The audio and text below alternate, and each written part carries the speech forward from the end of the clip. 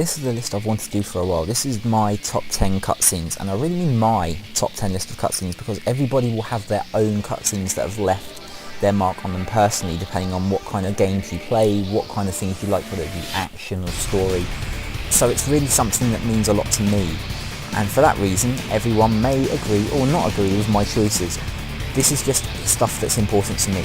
So here you are, the top 10 video game cutscenes, in my opinion. Oh, one more thing. Incoming spoilers.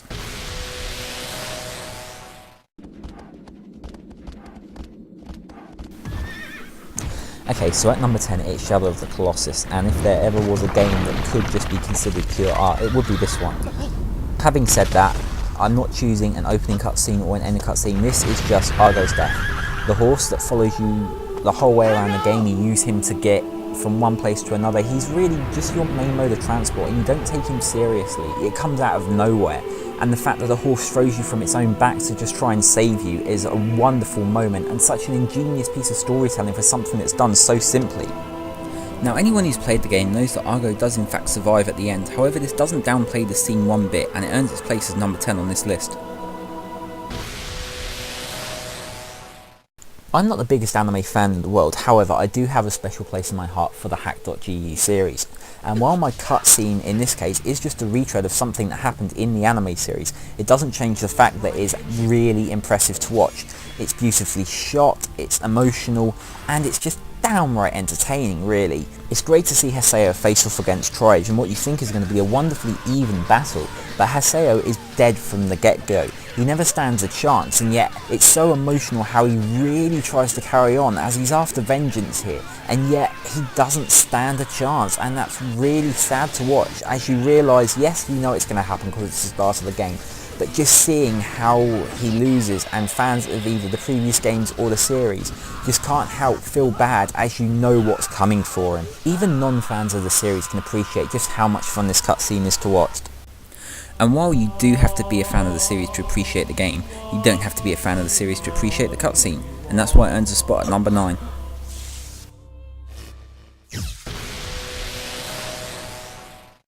Taking its place as the oldest game on my list is Legend of Dragoon, and this cutscene is Rose's memory, a cutscene that happens 3/4 of the game in, explaining Rose's backstory, and in particular the Dragoon War that killed off all the original Dragoon warriors setting up the start of the game. Now once again this is a losing battle, but this time both sides lose. Rose is the only survivor of this battle, and you really get a sense of how she became cold-hearted because the person she loves most dies, along with everybody else she seems to know, in a great war that left both sides dead. So once the war was over, what was there for her to do aside from just roam around? You really understand the character and how heartbroken she's become after this scene. And the fact it's done so wonderfully in a full motion video and not really holding back on showing you just how valiant these warriors were. Now this may be the first of many RPGs to come on this list, however, it's technically unimpressive compared to the rest of them, and yes, that's because the game is dated and therefore the CG techniques are dated as well. Having said all that, anyone can see how this game rightfully deserves a spot on this list based on this cutscene.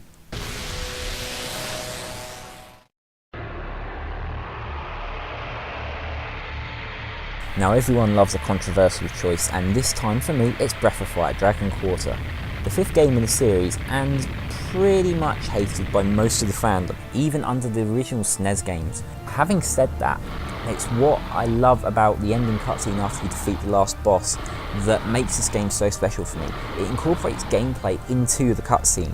Up until this point you've had the D counter, which goes from 1 to 100, and when it gets to 100 you're dead. No matter where you are in the game, you have to start again at that point. Now to beat the last boss, you really have to shoot straight across that counter. You use your most powerful attack, causing your D counter to skyrocket right through that 100% mark. From that point on, you know the character is dead. That's what the whole game has taught you to that point, that you are a dead man.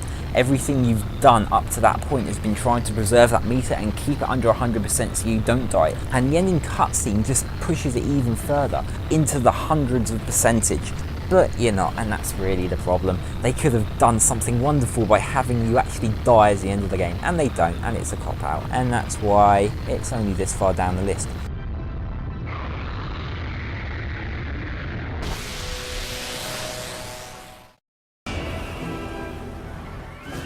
Anyone who had a PS2 knows about Onimusha. It was one of the original release games. However, after that, the games kind of took a downhill turn in sales, never really becoming popular again in the US.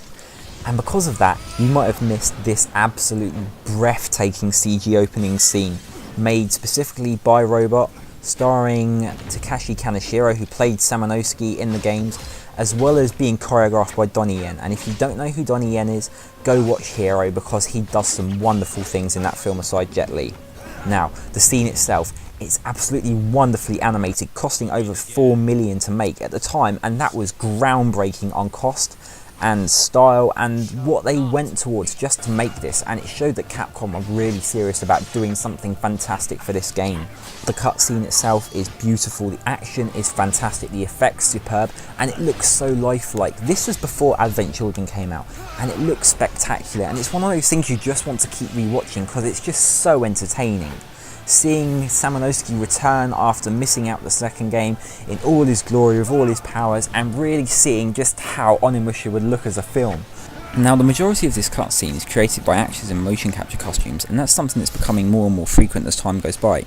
However, this still stands to date, despite being a number of years old, as one of the best examples, standing up there with the most recent games that are coming out, and narrowly missing out on the number 5 spot.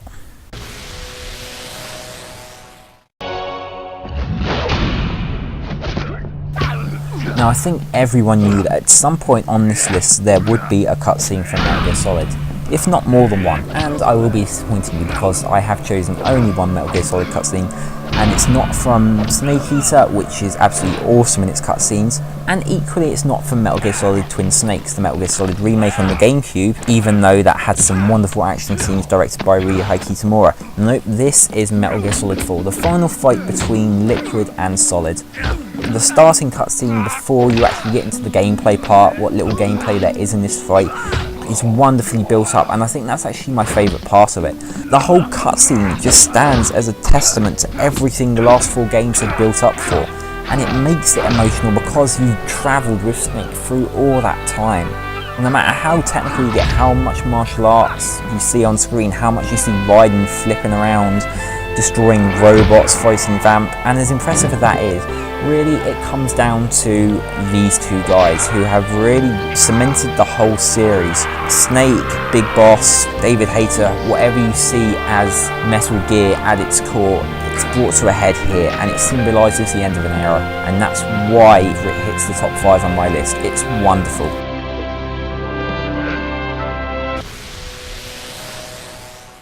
Angeal, stay back. I'll take Sephiroth alone.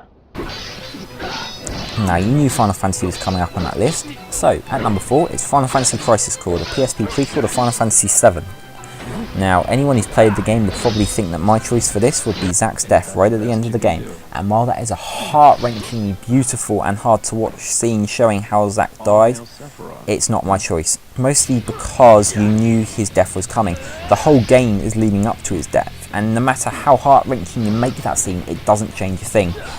My choice is the Sephiroth, Genesis, Angeal fight, for a very different reason. Now, one thing I love about this game is that it gives character to Sephiroth, one of the best villains ever created in a Final Fantasy game, possibly of all time.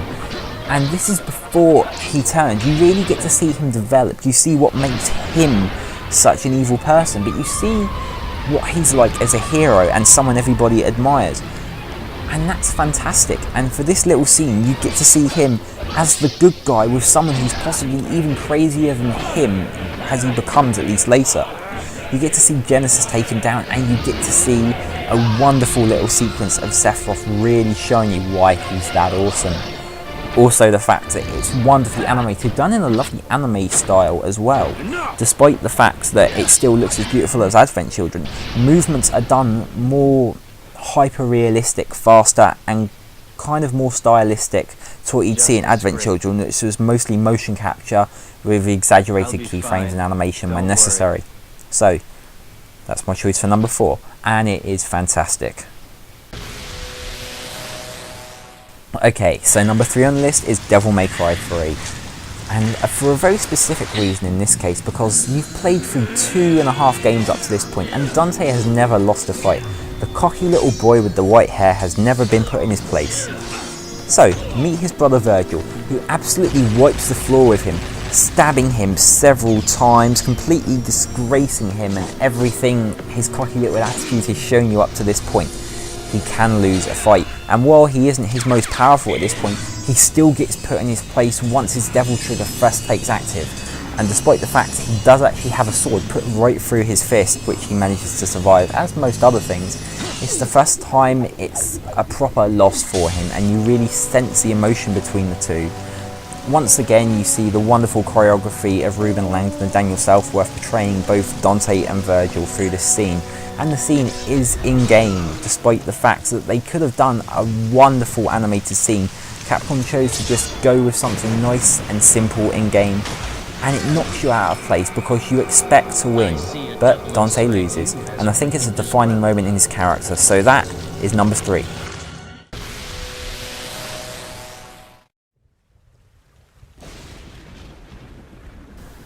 Okay, some more controversy at number 2, as I'm giving you Final Fantasy X-2. Yes, I will be the first to admit, this game is awful, unnecessary as sequels go. Really, I could go on, but I won't, because this one cutscene makes up for everything.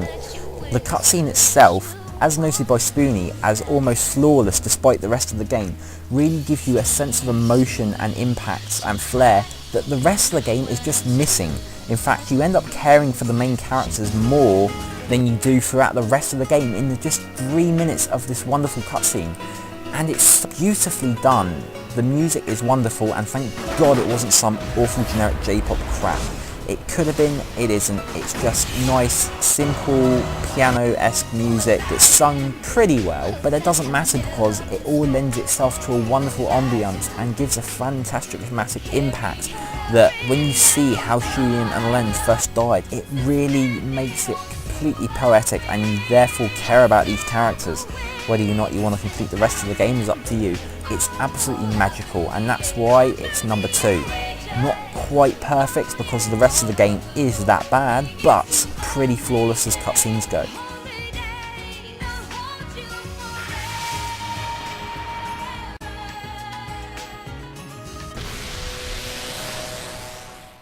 And this is my all-time favourite number 1 cutscene, and you might be expecting something absolutely groundbreaking, either on a technical level or animation, visual style. It's really just an example of a cutscene that's so beautifully done. Now this cutscene isn't even that important to the game, it just sets up what you'll be doing during the rest of the chapter. So, what makes it so special? Well, I think in this case it's so short, it's just worth watching for yourself. Been seeing more than our share of monster attacks lately. So you think that's why there's been so much guard work? That's a good guess. Where's Leanne? The bath. Aren't you a sweet young thing? Not getting cold feet, I hope. Whatever are you thinking? Another monster about to strike. There's a lot of that going around. Oh, you scoundrel, you. Oh, something always happens just when things start getting good! A monster? Here? Hey, not wasting any time. Are you okay? Hurry!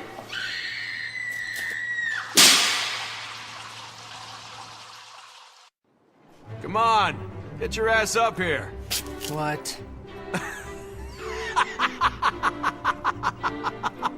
Must have been some monster, huh? Give me a break. So sorry.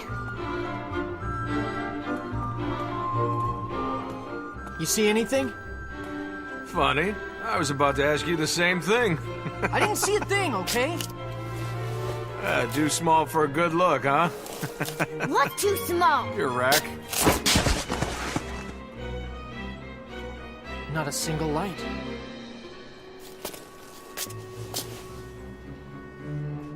Maybe trouble at the power station.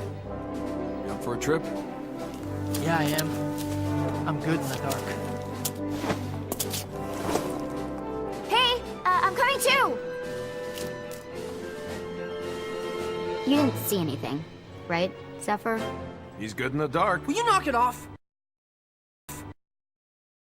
Now what makes that scene so special is that the writing is absolutely fantastic, setting up jokes ahead of time without even making it known to the viewer and then capitalising them towards the end of the scene. This is done in no small part by the fantastic voice work, especially on the part of Nolan North, who you probably know as Nathan Drake from the Uncharted series. And the woman who plays Leanne, being a relative unknown at the time, also gives off an admirable performance. It's the combination of these three characters coming together, and you really believe that they're a family the way they just play off each other so well.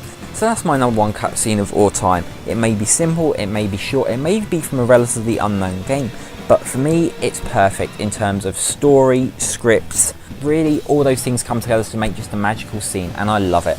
So that's my top 10 list, and while it may change in the future as more games come out, know that everything on here I've put means something to me and is absolutely fantastic from both animation and visual and story perspectives. This is David White for InMotion Gaming, and I'll see you next time.